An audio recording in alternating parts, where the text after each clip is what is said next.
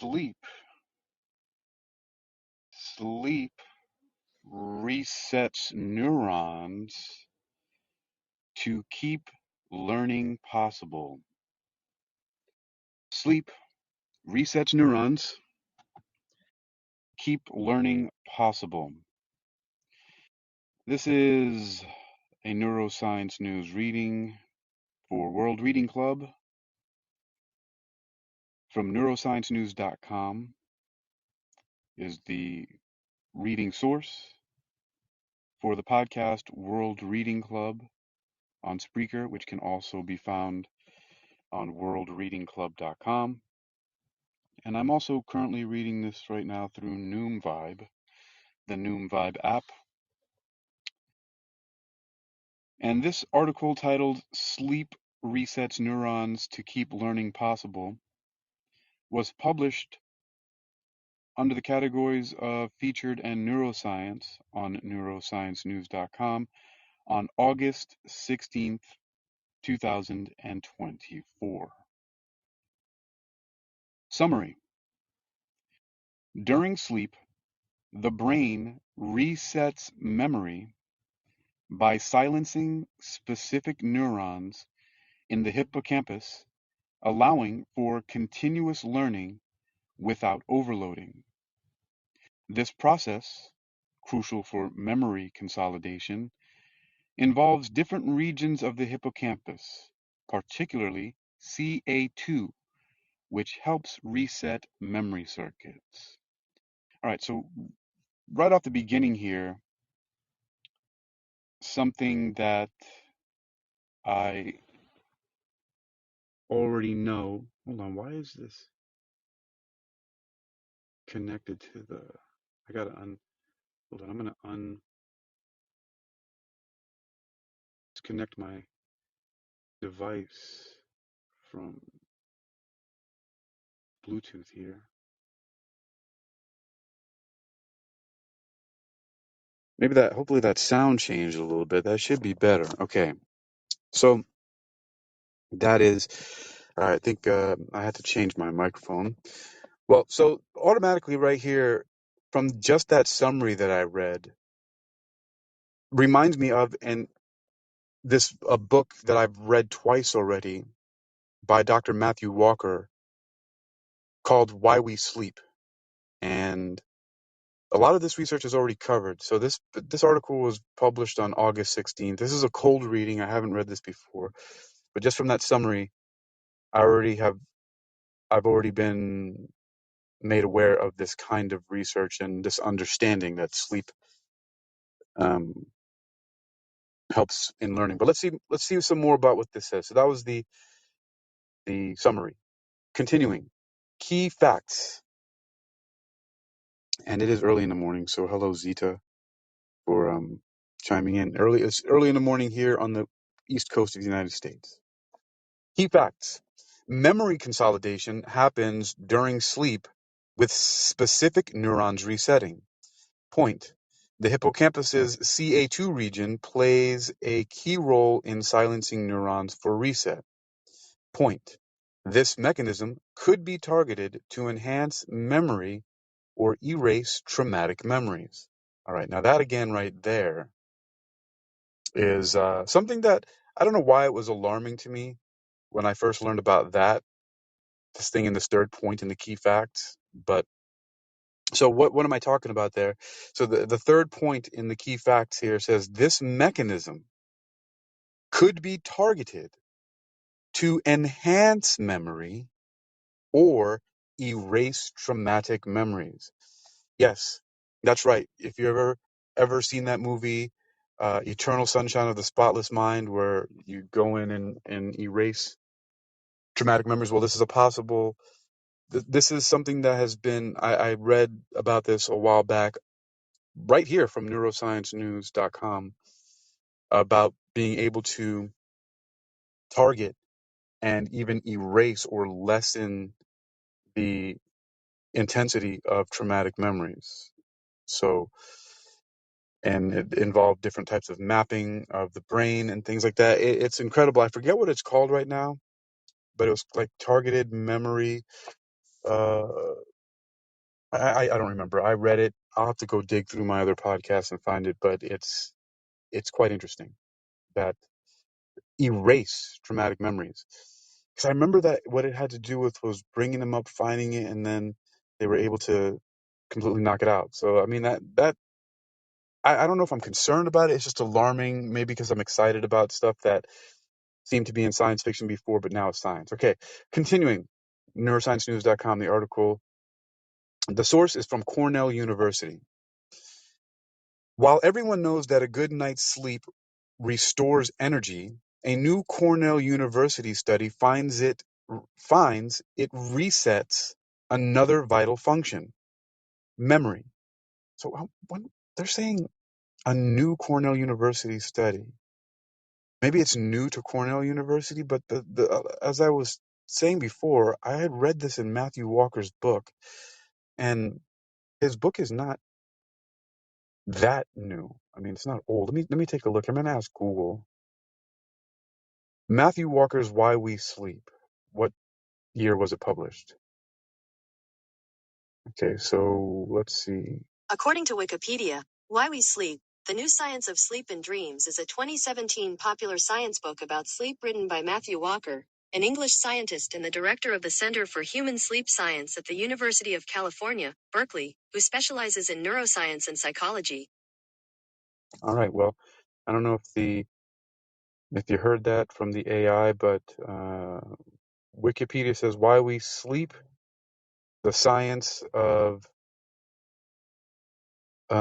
the New Science of Sleep and Dreams, or simply known as Why We Sleep, is a 2017 popular science book about sleep written by Matthew Walker, an English scientist and the director of the Center for Human Sleep Science at the University of California, Berkeley, who specializes in neuroscience and psychology. In the book, Walker discusses about the importance of sleeping, the side effects of failing to do so, and its impacts on society. Okay, so 2017, so 7 years ago, the book was published. I actually do remember I saw he was interviewed he was a guest on Star Talk with Neil deGrasse Tyson. And also interesting too, a lot of the books that I've read, I found that Neil deGrasse Tyson has already come across these people. Like I read the Black Hole Survival Guide by Jana Levin, which I have here. Is a nice little pocket book, and she was on there too, and she's a regular with him. It's really cool to see. Anyway, I guess in popular science and with science communicators, they all kind of run in the same circles. Like Brian Greene, who I first came across back in the late '90s, early 2000s. From being introduced to him by my friend Kevin Green, interesting enough, same name but a little different spelling, showed me the DVD of The Elegant Universe based on his book, The Elegant Universe. That's Brian Greene's book, The Elegant Universe. And he also frequently pals around with Neil deGrasse Tyson. And so I guess, now that I think about it, Brian Greene was the first science communicator that I ever really paid much attention to, interestingly enough. I don't know, string theory was a big thing. But let me get back to this. I'm deviating from this, but that's okay because I need to fill 30 minutes for a specific purpose for a project that I'm doing. So this reading, it's okay if I luxuriate around the article. But okay, so while everyone knows that a good night's sleep restores energy, a new Cornell University study finds it resets another vital function, memory. Again, I had already known about this. This is saying new, but let's see. Because 2017, that's 7 years ago. So what are they talking about? New, right? With Matthew Walker's book being 2017. All right, so continuing. Learning or experiencing new things activates neurons in the hippocampus, a region of the brain vital for memory. Later, while we sleep, those same neurons repeat the same pattern of activity, which is how the brain consolidates those memories that are then stored in a large area called the cortex. Okay. I want to take a moment again to address something here. So, this is something that I know, right? So this is actually in the book Why We Sleep, but something curious happened, and this is me teeter-tottering on the physics and metaphysics and just the statistics of coincidences and things like that I just find fascinating. So I used to work security at this place for a year, and there was a woman who used to come in there all the time, and she was very nice. I used to talk to her all the time and say hi. And then after I left there, her and a whole bunch of other people that used to frequent the place and some people that worked there friended me on Facebook.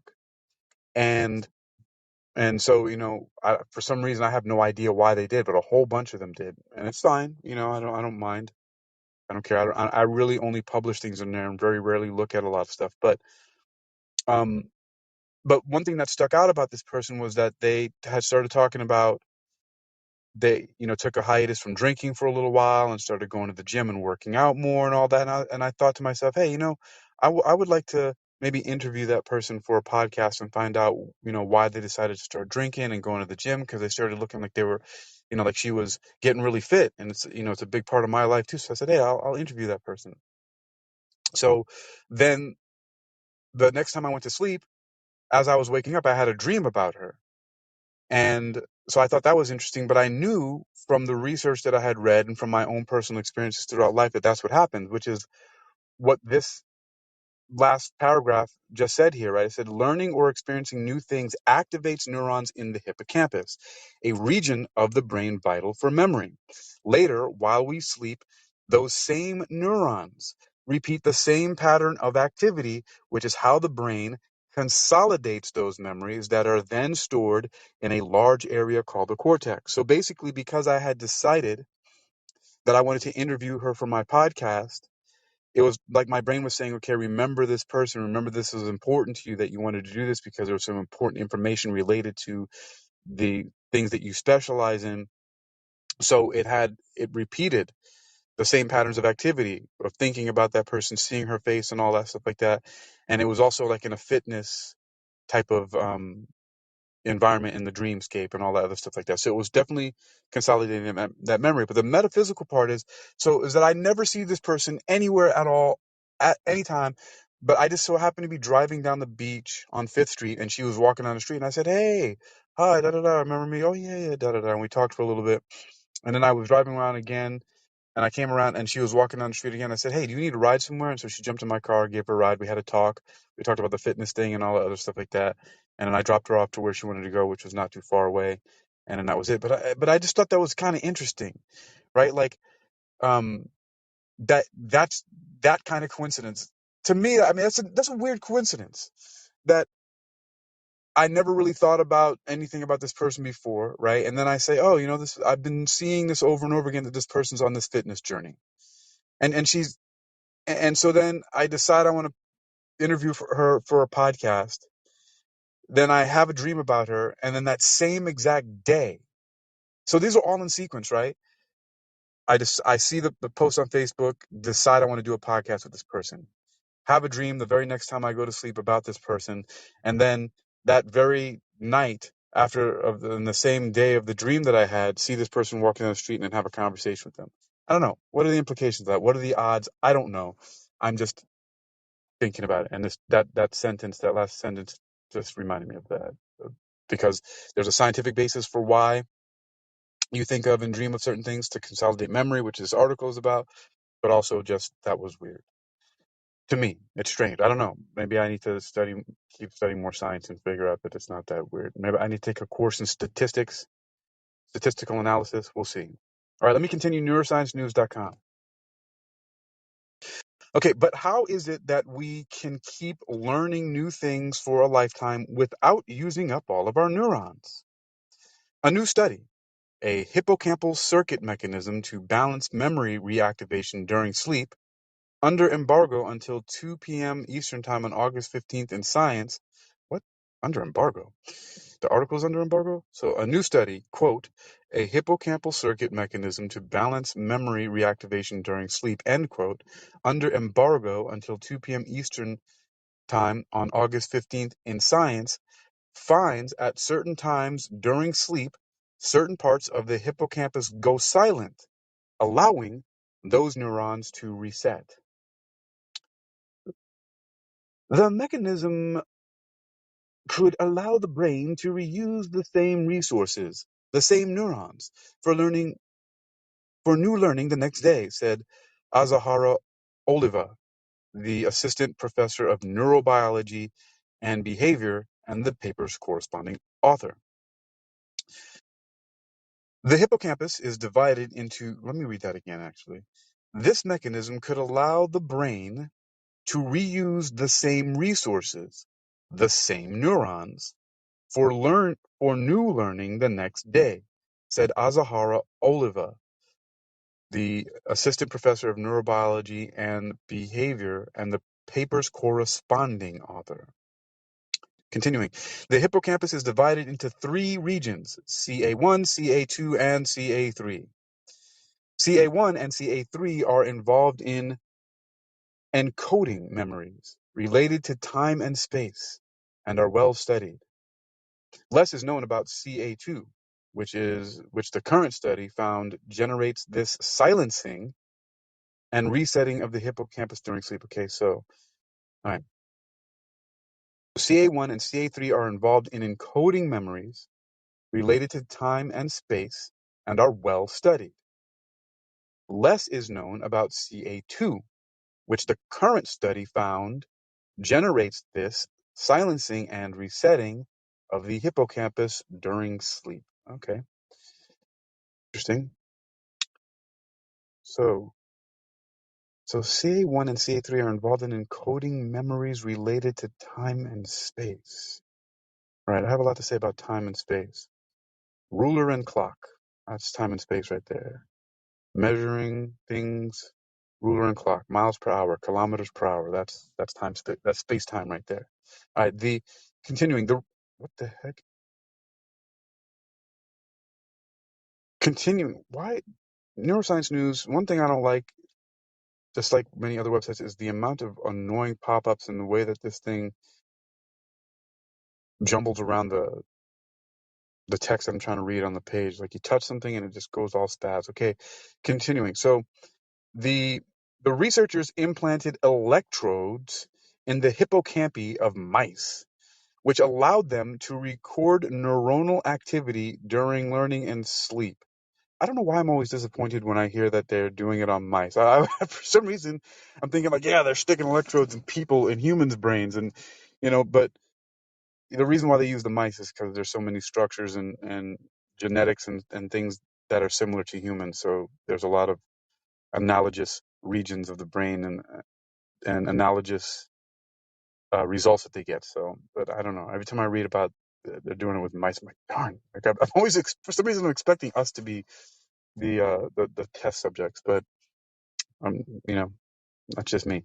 Okay, the researchers implanted electrodes in the hippocampi of mice, which allowed them to record neuronal activity during learning and sleep. In this way, they could observe that during sleep, the neurons in the CA1 and CA3 areas reproduce the same neuronal patterns that developed during learning in the day. But the researchers wanted to know how the brain continues learning each day without overloading or running out of neurons. The way they're talking about this is really making this also analogous to computer hardware. Like it's like talking about running out of neurons to store stuff on. That's crazy. All right, let's continue. We realize there are other hippocampy states that happen during sleep where everything is silenced, Oliva said. The CA1 and CA3 regions that had been very active were suddenly quiet. It's a reset of memory, and this state is generated by the middle region, CA2. Cells, called pyramidal neurons, are thought to be the active neurons that matter for functional purposes, such as learning. So cells called pyramidal neurons are thought to be the active neurons that matter for functional purposes, such as learning. Another type of cell, called interneurons, has different subtypes. Why is pyramidal reminding me of something? I do need to get some sleep, but so my memory is definitely not working properly right at this moment. But okay, so interneurons has different subtypes. Continuing, the researchers discovered that the brain has parallel circuits regulated by these two types of interneurons, one that regulates memory, the other that allows for resetting memories. The researchers believe they now have the tools to boost memory by tinkering with the mechanisms of memory consolidation, which could be applied when memory function falters, such as in Alzheimer's disease. All right, so cool. Now we're getting into bringing the science fiction to life here. The whole, we're going to start getting to the eternal sunshine of the spotless mind stuff here. So the researchers believe they now have the tools to boost memory by tinkering with the mechanisms of memory consolidation, which could be applied when memory function falters, such as in Alzheimer's disease. Importantly, hey, Clarity Concierge, hello, welcome. How you doing? Good to see you here in the room, or passing through, whatever's going on there. Importantly, they also have evidence for exploring ways to erase, there it goes, eternal sunshine of the spotless mind. Importantly, they also have evidence for exploring ways to erase negative or traumatic memories, which may then help treat conditions such as post-traumatic stress disorder. And again, I've read this research, I read this last year. I've known about this from lots of stuff like that. So, well, Clarity Conscious Surge, yes, I see you. You missed the beginning. Yeah, you're not missing much. I've been stopping a lot and talking because I have multi purposes for making this recording. Besides catching up with World Reading Club, but it has to fit the time for a video, and it's just something. But I've been luxuriating on reading this, so I'm still at the very beginning. You're just getting into the juicy stuff here. So continuing, importantly, they also have evidence for exploring ways to erase negative or traumatic memories, which may then help treat conditions such as post-traumatic stress disorder. And again, I've already read about that. I knew that they were doing it. They were knocking out memories, like getting rid of them completely. And I forget the mechanism. I know I had it written down, and I also did a podcast about it before because it was pretty incredible. But I'll find it later because it's something else that I want to touch on. Oh, look, wow, we're already at the end of this article. Okay, so the result, continuing. So the result helps explain why all animals require sleep, not only to fix memories, but also to reset the brain and keep it working during waking hours. We show that memory is a dynamic process, Oliva said. And they have a note on funding. It says, funding. The study was funded by the National Institutes of Health, a Sloan Fellowship, a Whitehall Research Grant, a Klingenstein-Simons Fellowship, and a New Frontiers Grant. So about this sleep learning and research, I hope there's an abstract. I'm going to read the more science intense abstract from the actual paper that's here. So the author was Becca Bowyer, source Cornell University. There's an image in here which I might be able to put up soon when I post this. That's credited to NeuroScience News. And the original research is under closed access, and it's called a hippocampal circuit mechanism to balance memory reactivation during sleep by Azahara Oliva and others in Science. All right. So that is, this is basically what this was about. So I think I understand that pretty well. So first of all, trust me when I'm saying this. You can't see me, but I'm not looking at the paper, but it was very short, or the article is very short. And what I recall is that in the hippocampus, there are regions CA1, CA2, and CA3. And CA1 and CA3 are for encoding memory in space and time. And then CA2 silences the CA1 and CA3, basically resetting them to get them so they can be repurposed again in the future so that they don't run out of neurons, is what they said, something like that. So, and then also This can be used to enhance memories, like within Alzheimer's patients when memory starts to fail, and also to erase traumatic memories, as in post-traumatic stress disorder. So that's the gist of it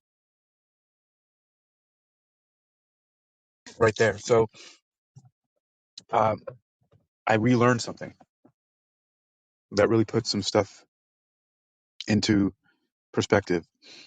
Okay, let's see.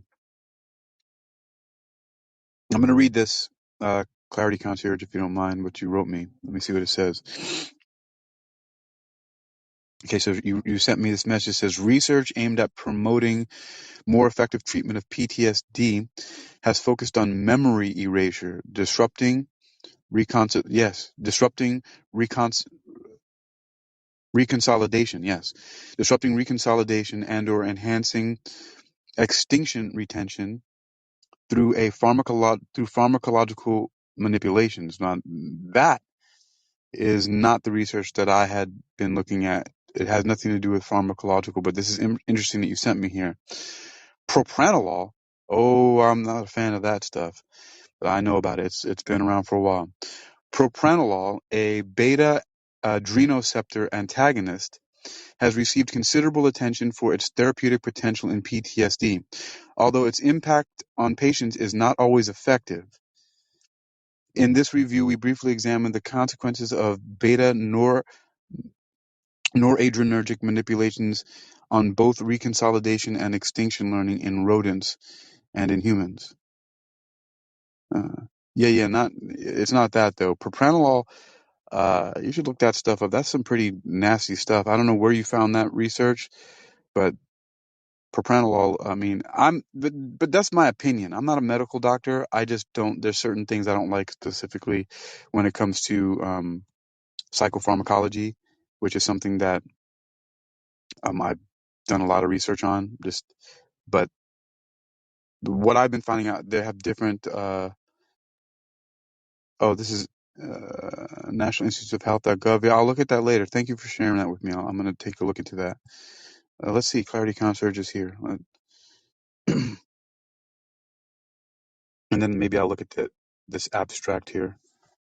All Hey, right. good morning. I think it's morning. Hello. uh, Yeah, it is morning. yeah, sleep is a constant challenge.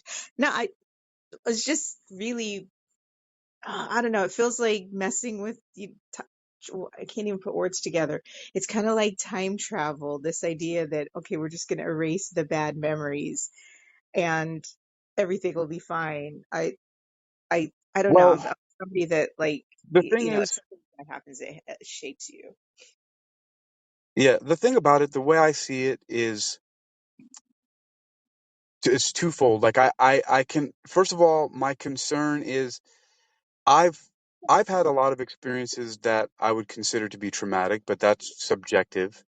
I mean, and it's subjective for everybody. Everybody could say they've had traumatic experiences. Somebody might look at it and say, "Oh, that's nothing," but it's something to the person who's experienced it, right? So Yes. it's like, you know, a person who's used to lifting weight, like 100 pounds, it's no big deal. But somebody else who goes over and tries to pick that up might strain themselves trying to pick it up, right? It's different for everybody who are different parts in their life. So it's like, people handle things differently. So some people who have certain traumas, I can see how that might be useful for them because it might be disrupting their life. You know what I mean?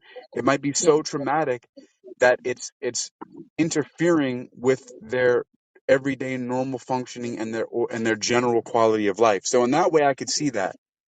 Um, on the other hand, as a person who's had a lot of stuff that I've experienced, I'm just like, well, I'll deal with it. I mean, I have a lot of stuff going on that sometimes really brings me into some really dark places, but um, I'm, you know, I'm like, you know what? I guess I'll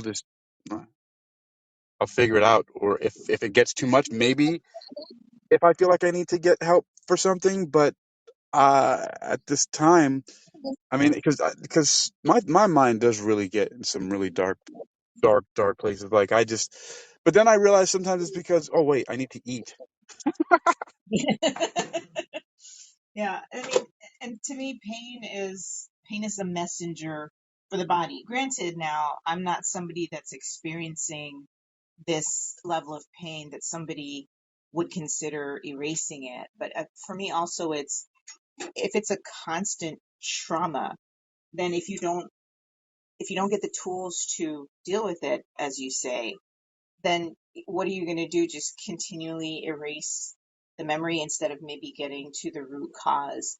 You know, maybe it's good for isolated incidents, but that are disruptive. But I just don't know if that Well, helps a you see, person in the long run if they deal with that again.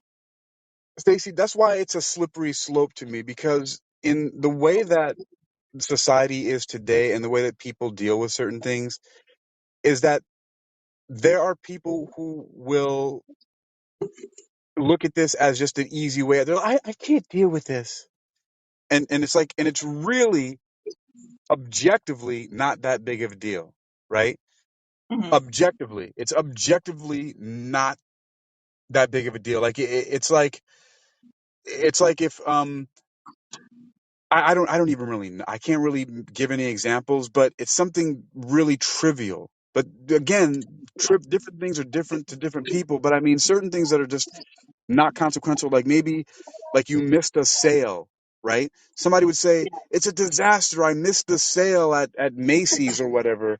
And it's like, that is not a disaster. You can't use that word with missing a sale, but people do that, right? There are people who Yeah, get really bent out of shape about missing a sale or something like that. And it's not like they don't have enough money for it. It's just that there's something, but again, human behavior and emotions and psychology is complicated. yeah, um, I'm just saying that this could get into a slippery slope with with how this is implemented. But yeah, I mean, but I can see how under certain circumstances, certain things that happen to people that you know I know about, I hmm. could see how somebody would want that erased. But I I don't have, know. I have a question since I think if I remember right, you were a hypnotherapist as well. Yes. And I don't know if this is, the fiction about hypnotherapy, but I've heard that there's allegedly techniques where, let's say somebody wanted to stop eating sweets. You could plant a suggestion that anything sweet tastes bitter or something like that. Would it be along those lines? Like, I am terrified of roaches. So if we planted this idea that I can't even recognize them, then I technically wouldn't be afraid of them. Is that along a similar lines? Is that even possible in the Well, world of hypnotherapy? so let me address those one by one. Let me unpack this a little bit here. So the first thing you mentioned was somebody who likes sweet. We could hypnotize them to make it taste bitter, right? Yeah, I don't know if that's true or if that can be done. That's Well, it can be. It just has to be, a person has to be very cooperative, and we have to get them into a hyper suggestible state. That's a type of what's known as aversion therapy. It's called Mhm. aversion, but it's not something that I recommend or practice or do. Although it's easy to implement things that are similar to it, but that's called aversion therapy, if you ever wanted to look that up.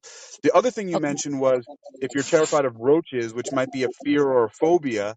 It could be a fear because maybe somebody grew up in a house that was roach infested, and so they have a legitimate memories connected to roach infestation and it being disgusting and smelly, and them crawling on them, and so that's a fear because they have a memory of it. A phobia would be a person being afraid of roaches, but they have no idea why. There's no direct connections. They didn't have a roach infestation. They never had a roach crawl on their face or on their ear or something like that. They just are afraid of them. That's a phobia. That's the difference between a fear and a phobia.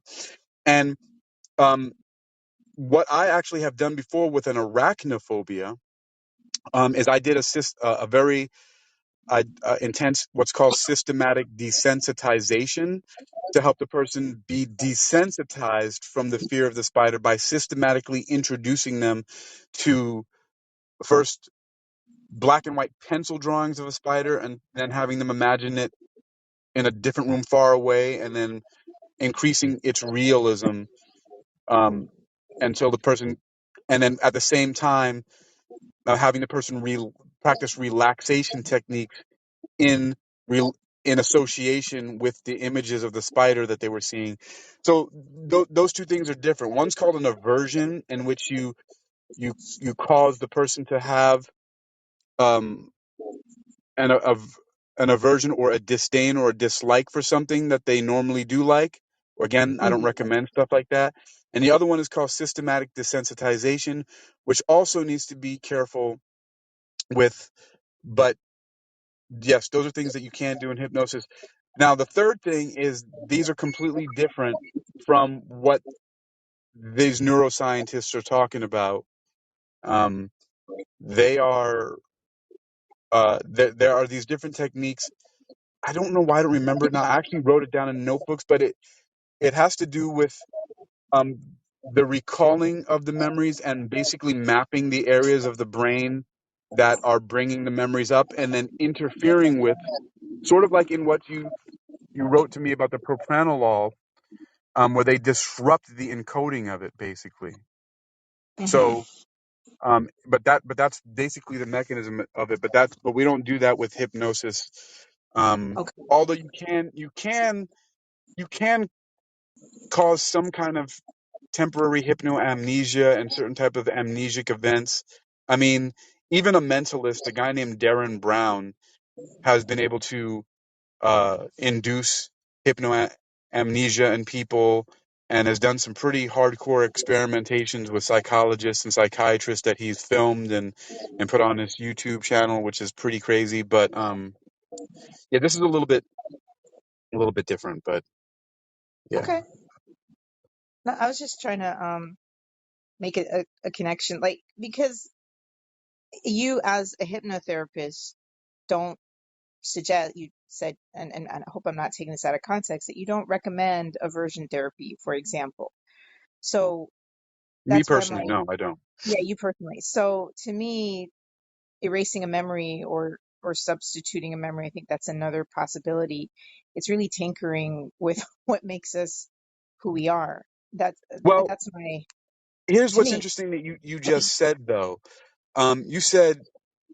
You said erasing or replacing. Now, I also wouldn't suggest erasing, but what I would recommend, the thing that I think is best, is one of the best middle grounds to do, is something that is could be called reframing, Hmm. where and it's related to what I was talking about, the systematic desensitization, where you're basically helping the person to reframe and reassociate how they feel about an experience. So it's not erasing it, it is changing the way they experience it. Sometimes that's Yeah. okay, sometimes it's not. It just depends on what it is. If it gets into abnormal psychology, stuff like that, I'm not a psychologist or a psychiatrist, so there's certain things that I wouldn't do without working with a doctor and without a medical or psychiatric referral. But there, like for example, um, the same thing in the systematic desensitization works with this kind of reframing, where you ask the person to talk about the situation, and when they start to get to a point where it starts to upset them, you stop them, and then you have them practice relaxation and calming techniques like breathing exercises and stretching, or anything that helps them to change the way that they feel, from feeling in a negative way to um to us to something, to feeling better in general. So the first thing to do is not to actually. Oh, I got a message. Let's see. Zita said, "Hello and thank you. New to the app, still figuring things out. Thank you for talking about the research. Definitely look it up." Oh, yes. You have a nice day, Zita. Thanks for sending me the message. Um. So what you do is you don't first start to try to make the person feel good about the bad memory, right? Hmm. It's what's done is you stop them from thinking about the thing. So if they're like, I have a fear or a phobia of roaches, they crawled on me when I was a kid, and they start getting upset, and you start seeing them visibly get upset, or they start twitching, or they start scratching their arm. You say, okay, um, let's stop there for a moment, and let's take a few deep breaths, and let's talk about this thing. And it could be something that we decided that we were going to go to, like maybe a happy time in their life, like a Christmas event, or somebody that they're fond of, or an activity that they like, or something that they can redirect their attention to, right? Mhm. And then we start talking about that. And then once we get them comfortable talking about that, and then it starts associating with other things that they're comfortable with, then we practice more relaxation techniques and get them into a calm state of mind. And then it's that repeated process of having them bring up the trauma or the disturbing memory or experience. And then when it starts to build up to them, you stop them, you remove them from it, and go on to a different subject and completely to something different. And then practice breathing techniques and relaxation and calming and confidence building and all that. And then you return to the subject again. And then each time you keep a little bit more of the thing that's bothering them in their mind, a little bit of it, not much, but a little bit more each time connect that with the calm, relaxed, confident feelings of it until until eventually they're both overlapping, until they can then think about the traumatic memory or experience and have the calm, relaxed, and confident feelings at the same time. But you slowly merge those two. First, they're two separate things. That memory that disturbs them and bothers them and brings up all those same feelings that they had before, but you stop it, and then you think about and talk about something completely different, and you incubate and bring those and grow those things, and then you slowly start to merge those things together. You start to let them diffuse into each other. Yeah, I like that. And to me, that's more empowering than just let's just extract these things. But I mean, that's just me. But it's really fascinating research. So thank you so much for bringing it to the forefront. Well, that's how I like to practice it. So I'm going to see. I think I did enough time on this. I'm going to read this abstract and then close this out here. But I'm glad to hear from you, and let's be in touch. I'll send you a message later or something like that Okay. after I get some sleep. Yeah, I don't know how to leave without leaving the entire talk. So I don't know if you can kick me off because I'm happy All to right. drop it to the listening pool. Yeah, yeah, I can. There you go. All right. Talk to you later. Okay. All right. So let's see All right. So to finish the rest here. This is the abstract from this article called "Sleep Resets Neurons to Keep Learning Possible." And I'm going to close this out. So the abstract. It's called a hippocampal circuit mechanism to balance memory reactivation during sleep. Memory consolidation involves the synchronous reactivation of hippocampal cells active during recent experience in sleep sharp wave ripples, SWRs. How this increase in firing rates and synchrony after learning is counterbalanced to preserve network stability is not understood. But but there it goes though. It says, but it is. So basically the increase in firing rates and synchrony after learning preserves network stability. That's what it does, but they say they don't understand it. But continuing, we discovered a network event generated by an intra-hippocampal circuit formed by a subset of CA2 pyramidal cells to cholecytokinin expressing, that's CCK, plus basket cells. So that's not cyto, cholecystokinin expressing CCK plus basket cells, which fire a barrage of action potentials during non-rapid eye movement sleep. CA1 neurons and assemblies that increased their activity during learning were reactivating during these SWRs, which are those sharp wave ripples, but inhibited during BARRs. That's the barrage of action potentials. The initial increase in reactivation during the sharp wave ripples returned to baseline through sleep. This trend was abolished by silencing CCK plus basket cells during BARRs, resulting in higher synchrony of CA1 assemblies and impaired memory consolidation.